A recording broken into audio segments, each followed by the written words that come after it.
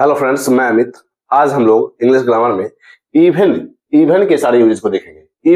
Even का मतलब होता है, इवन का मीनिंग अगर हम लोग इसके मीनिंग को समझें तो इसका मीनिंग इन जनरल सेंस होता है भी या फिर तक, या यहां तक की। अब हम लोग समझेंगे पहले तो इवन है क्या। इवन एक एडवर्ब है, इवन एक एडवर्ब है, जबकि इसका यूज हम लोग एज एन एडजेक्टिव और rare use as a verb भी कर लेते हैं। यह रेयर यूज होगा, मींस इसका यूज बहुत ही कम देखने को मिलेगा। एज एन एडवर्ब और एज एन एडजेक्टिव यूज हम लोग इवन का यूज करते हैं, जबकि इवन है एडवर्ब। अब देखेंगे मीनिंग है भी तक, यहां तक की। पहले एग्जांपल से समझ लेते हैं, जैसे he didn't even call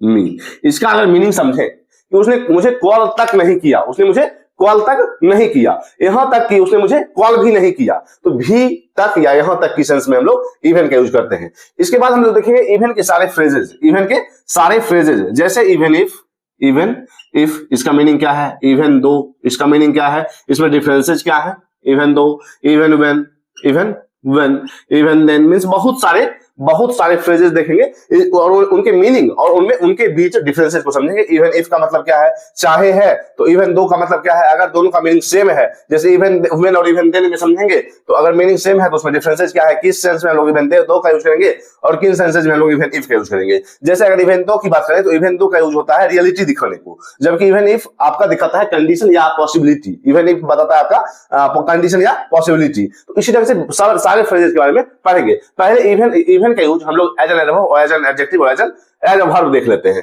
as an adverb use अगर हम लोग करते हैं तो इसका मीनिंग आता है भी तक और यहां तक की।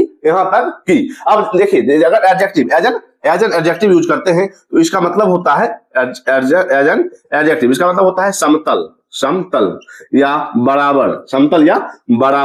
अब देखेंगे इसी में अगर एज एडवर्ब करते हैं, एज अ वर्ब करते हैं तो इसका मीनिंग होता है समतल करना, बराबर करना, जबकि इसका यूज रेयर है, समतल करना या बराबर करना। अभी हम लोग इन सभी के एग्जांपल्स को देखेंगे, उसके बाद हम लोग चलेंगे इसके फ्रेजेस पे। तो अभी हम लोग देखेंगे इवन के यूजेस एडवर्ब, एडजेक्टिव और वर्ब के रूप में।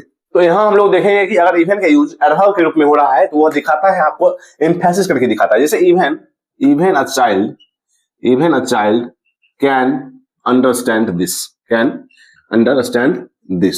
इसका मीनिंग हो रहा है कि यहां तक कि एक बच्चा भी इसे समझ सकता है, यहां तक कि, क्योंकि हम लोग जानते हैं इवन का मीनिंग भी तक और यहां तक की सेंस में आता है। अगर एडवर्ब के रूप में हो रहा है तो वह एक सेंस देता है एम्फेसाइज करने के लिए, जोर देने के लिए। Even a child can understand this, यहां तक कि एक बच्चा भी इसे समझ सकता है। इसके दूसरे एग्जांपल पे चलते हैं। She can't even right her name. वह अपना नाम तक नहीं लिख सकती है, तक या भी के सेंस में। इसी तरह से हम लोग इसके और भी एग्जांपल्स देखते हैं। Even my teacher liked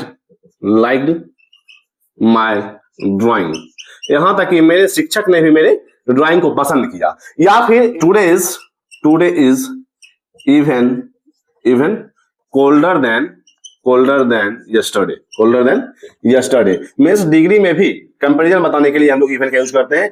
today is even colder than yesterday, आज जो है ठंडा कल से ज्यादा है, यहां तक कि आज ठंडा कल से ज्यादा है। तो हम लोग डिग्रीज में भी कंपैरिजन बताने के लिए इवन का यूज कर लेते हैं। इसके बाद हम लोग देखेंगे इवन का यूज एज एन एडजेक्टिव के रूप में, एज एन एडजेक्टिव के रूप में हम लोग यूज करते हैं तो इसका मीनिंग आता है समतल या बराबर। अब इसके एग्जांपल को समझेंगे, जैसे द रोड इज इवन, सड़क समतल है, इवन। या फिर make the surface even, means सतह को समतल कर दो, मींस अगर हम लोग यूज करते हैं, क्योंकि यहां देख रहे हैं कि सरफेस नाउन है और इवन क्या है, एडजेक्टिव है, और एडजेक्टिव के रूप में अगर यूज हो रहा है तो उसका मीनिंग आता है समतल या बराबर, सड़क को समतल कर दो। इसी ढंग से हम लोग देखेंगे एज अ वर्ब में भी यूज करते हैं तो उसका मीनिंग होता है समतल करना। जैसे उसके एज अ वर्ब के रूप में हम लोग यूज करते हैं as a verb. The carpenter evened the table table with sand paper, with sand paper means carpenter ने सैंड पेपर से टेबल के सतह को समतल किया, टेबल को समतल किया, टेबल की सतह को समतल किया। एज ए वर्ब हम लोग यूज करते हैं, लेकिन रेयर यूज है, इसका यूज हम लोग लेस कॉमन है। अब हम लोग देखेंगे इवन की यूज, जैसे इसके फ्रेजेस के रूप में, जैसे इवन इफ हो गया, even though, even when, even then, means इसमें बहुत सारे फ्रेजेस हैं इसके साथ बनने वाले, उनके मीनिंग और उनके यूज और उनके डिफरेंसेस को समझेंगे। तो हम लोग देखेंगे phrases with even, phrases with even.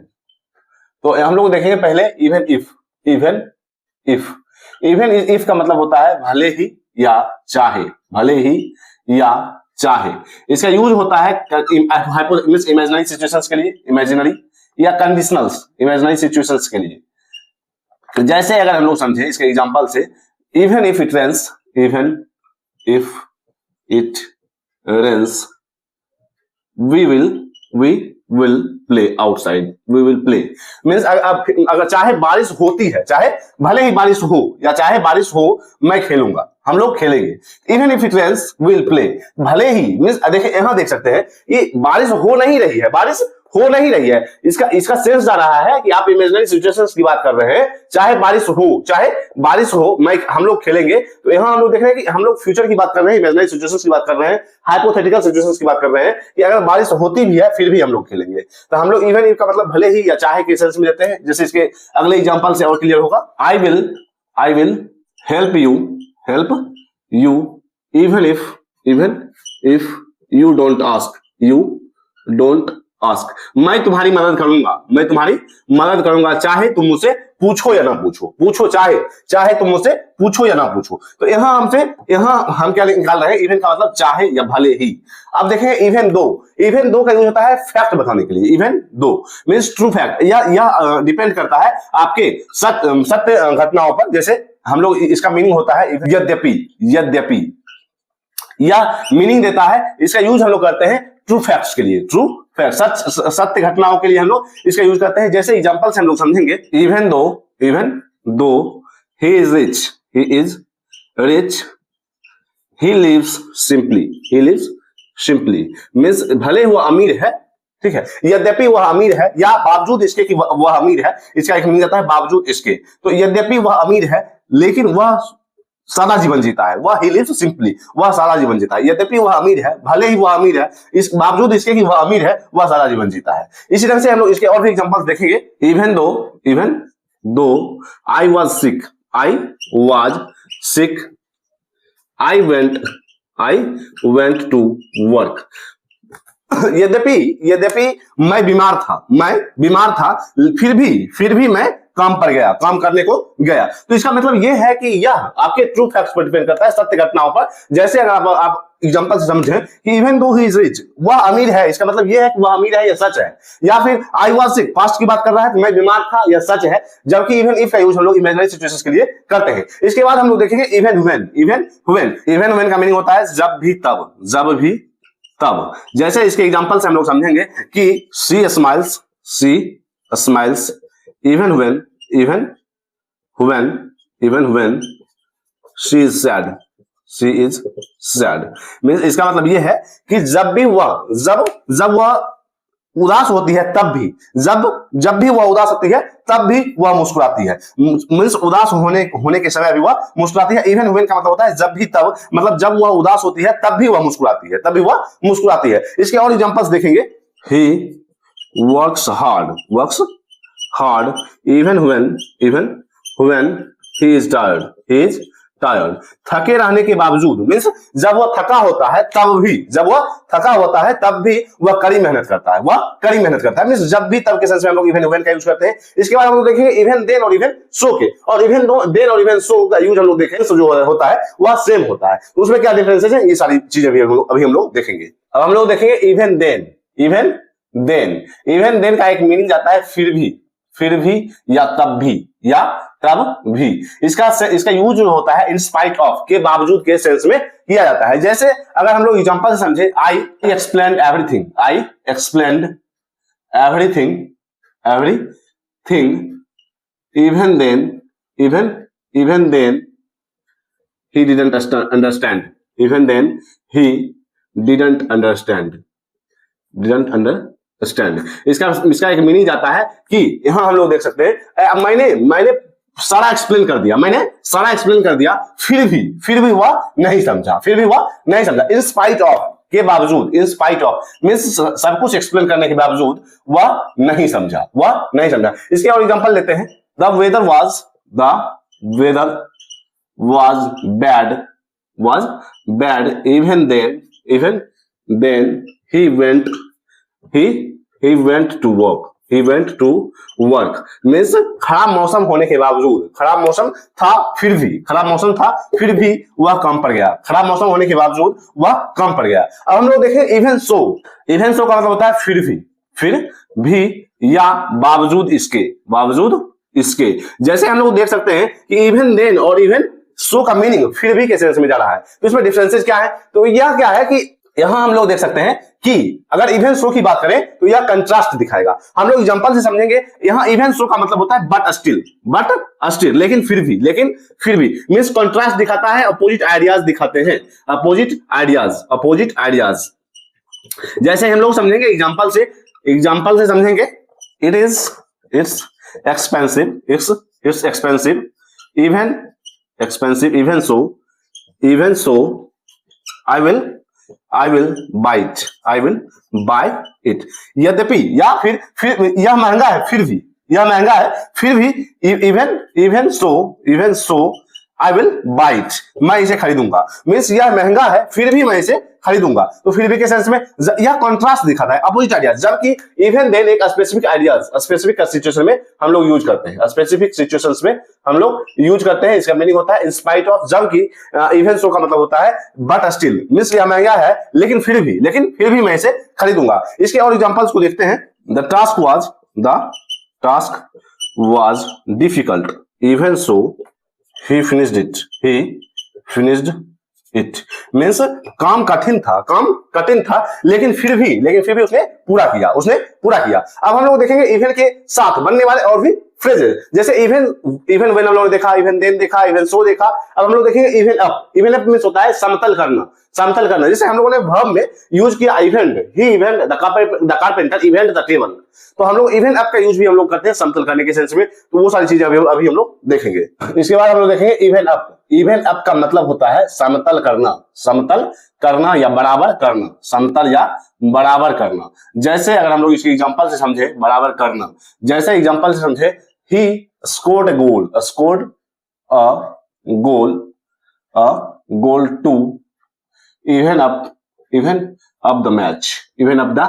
उसने मैच को बराबर करने के लिए एक गोल स्कोर किया। तो यहां हम लोग समतल करने बराबर करने के सेंस में इवन अप का यूज करते हैं। इसके बाद इसके और भी एग्जांपल्स देखेंगे। Let's even up the teams means टीमों को बराबर कर लेते हैं। बराबर करने के सेंस में या समतल करने के सेंस में हम लोग इवन अप का यूज करते हैं। इसके बाद हम लोग देखेंगे इवन नाउ अब तक भी, इवन नाउ अब तक या अब भी। इवन नाउ इसका मतलब होता है अब तक या अब भी। जैसे एग्जांपल से हम लोग समझेंगे even now he remembers his childhood friends। अब भी वह याद करता है अपने बचपन के दोस्तों को, अब तक वह याद करता है, अब भी वह याद करता है। इसके एग्जांपल और भी देखेंगे। Even now I miss my school days.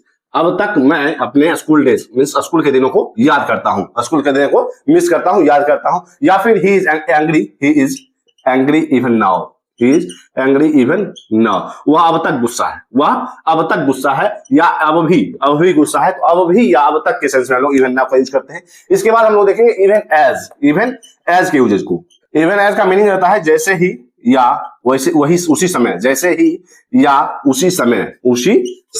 जैसे इसके एग्जांपल से हम लोग समझेंगे, इवन एज आई स्पोक